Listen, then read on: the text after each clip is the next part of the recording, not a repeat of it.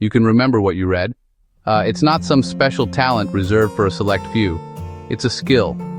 Like any skill, it can be learned with a few simple habits. If you've ever finished a book feeling inspired, only to forget its core message a week later, then this is for you. Try the methods we are about to discuss, and I promise you will see a big change in what you retain.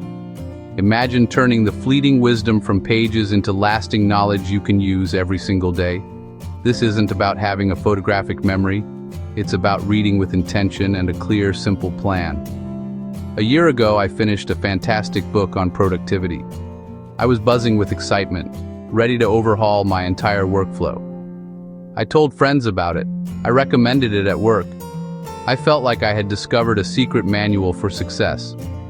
But when someone asked me a month later to explain the 3 main principles from the book, my mind went blank. I could recall the cover. I could recall the feeling of reading it.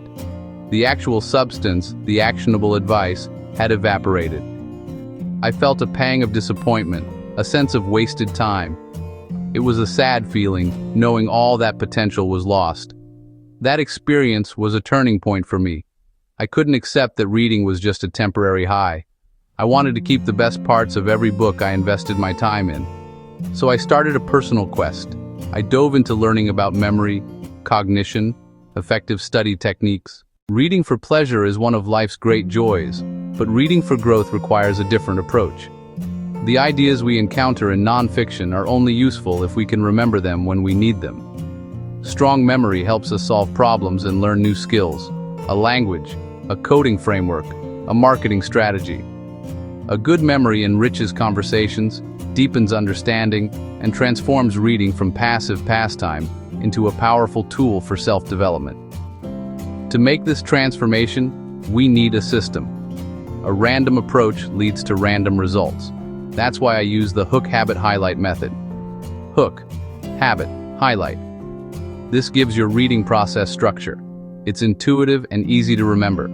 The goal is to make effective reading second nature, not a chore. The first part is the hook. This is about how you begin.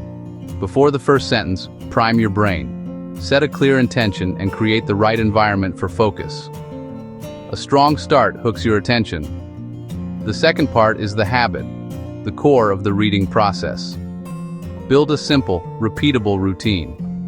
Active reading turns you from a spectator into a participant in a conversation with the author. Finally, the highlight. It's what you do after a passage or chapter.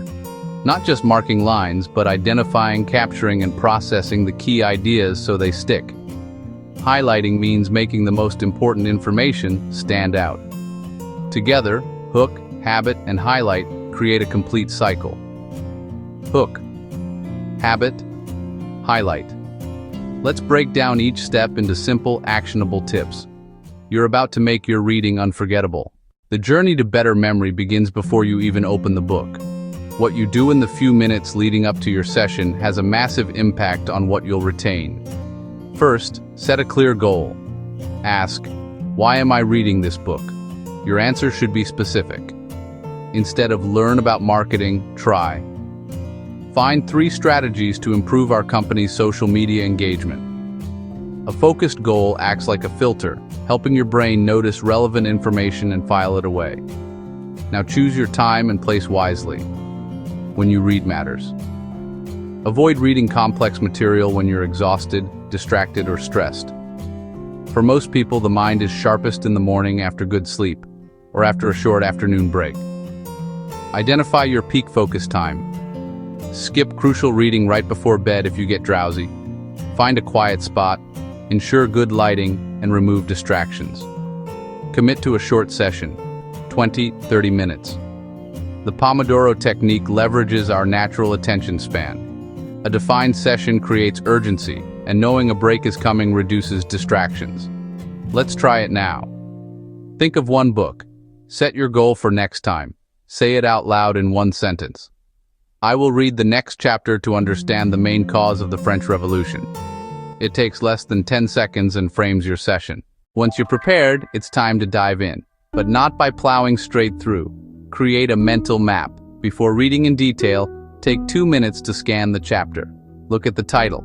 Look at the subheadings. Look at bolded text.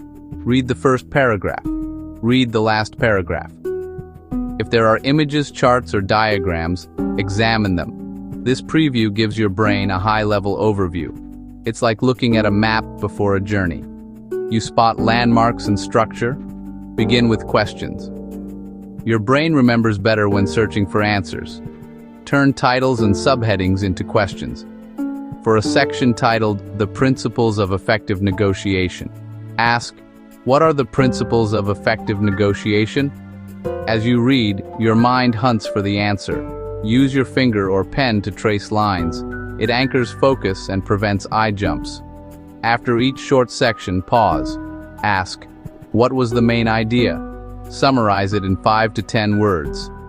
Scan first, ask questions, summarize as you go, so you never finish pages wondering what you just read. This engagement encodes information deeply, the foundation of strong memory, like navigating a city yourself instead of watching a travel show. What you do after you put a book down is just as important as what you do while reading. First, summarize. At the end of a chapter or your 30-minute session, write one single sentence that captures the main idea. Not details, the core message. Condensing a chapter into one line proves you truly understand it. Next, teach. Explain what you learned to a friend, family member, or colleague. If no one is around, explain it to yourself out loud, record a podcast-style memo, or call a friend. This Feynman technique clarifies thinking and reveals gaps. Then bridge theory to practice. Knowledge unused fades. For each key idea, choose one small concrete action.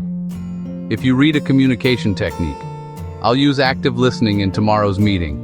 If about walking, I'll take a 10-minute walk at lunch. 3 steps. Summarize in one line, teach one person, turn ideas into actions. This trifecta moves you from passive consumption to active application, strengthening neural pathways. Let's try one now.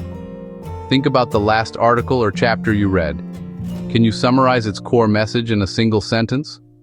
Write it down. Practice consistently. This will revolutionize your retention. You've prepared, engaged, and summarized. Now, how do you keep it from fading in a week? Use spaced repetition. Our brains forget unused info. Spacing interrupts forgetting at just the right moments. Review just as you're about to forget. It tells your brain this matters. You don't need complex software. First review within 24 hours. Take 2 to 5 minutes. Reread your highlights and your one-line summaries. This drastically slows forgetting. Tiny time, huge payoff. Second review, about 1 week later. Quick scan notes, highlights, summaries, no more than 5 minutes per book. This reinforces the memory as it weakens, pushing it deeper into long-term storage. Like watering a plant, periodic care keeps it alive. Final review. After 1 month, it cements the knowledge for the long haul. Keep index cards, 1 idea per card, or 1 phone note with all your one-liners. Make reviews effortless. Set recurring weekly and monthly reminders. Keep it simple, keep it consistent. All the memory hacks in the world won't help if you don't read consistently. Habit is the foundation. Make it easy and automatic. Anchor reading to a specific time and place. Choose a time you can actually commit to, even just a few minutes. The first 15 minutes after waking up, during lunch, on the evening commute. Consistency matters more than duration. Start small, very small. The biggest mistake is aiming for an hour a day and quitting. Instead, set a goal so easy you can't say no, 5 minutes a day. After a week, increase to 10, and so on. Momentum builds confidence. Use a cue, brew tea, flip on a specific lamp, sit in a particular chair. For example, sit in your reading chair with your morning coffee. Challenge. For 10 days, read at the exact same time, even for 5 minutes. Mark it on your calendar. Notice day 1 versus day 10. What requires discipline on day 1 feels natural by day 10. This is the power of routine. Remove the daily decision of if and when to read. Free your mind to enjoy reading and absorb more ideas. Once you have the fundamentals, try techniques that tap into your brain's strengths. Our brains aren't wired for abstract facts. They're wired for stories, images, and spatial info. Translate key concepts into tiny stories with a character and a simple plot. Stories add context and emotion, powerful hooks that make ideas stick. Use vivid, unusual, even funny imagery. The more absurd and exaggerated, the more memorable. Reading about cognitive dissonance? Picture your brain juggling two flaming torches that look totally different. That image beats the dry definition. Try the memory palace. Link ideas to familiar locations. Pick a place you know well, your home or your commute. Put the first idea on your front door, the second on the kitchen table, the third on the sofa. Recall them by taking a mental walk. It may sound strange, but it works with your brain's architecture. You don't need a good memory, just translate info into your brain's language. You don't need this for everything, but for must-remember material, turn facts into stories, images, and locations. Fewer books, deeper engagement beats speed reading a dozen. We've covered a lot, from preparation to visualization, but the goal isn't just collecting facts, it's transformation. Use new knowledge to become a better thinker, a more effective professional, a more interesting person. Success isn't how many books you finish, but how many books finish in you. To know it's working, measure it. 1 week after finishing a book, list the 3 most important ideas without notes. Also, check your actions. Did you try the small steps you wrote? Track wins. It's motivating proof of impact.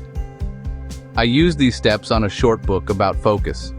Clear goal to reduce digital distractions, 25-minute sessions, pen tracking lines, 1 sentence per page, 1-line chapter summaries, explain the main idea to my wife. My 1 action, a weekend digital declutter. Then I reviewed after 1 day, 1 week, and 1 month. I still remember the core ideas. And that 1 action changed my relationship with my phone. I felt proud and empowered. You can feel this too. Memory is a habit built through small, consistent, intelligent steps. Don't do it all at once. Pick 1 method today. Share your 1-line summary in the comments. And if this helped, subscribe for more practical tips. Start your journey today.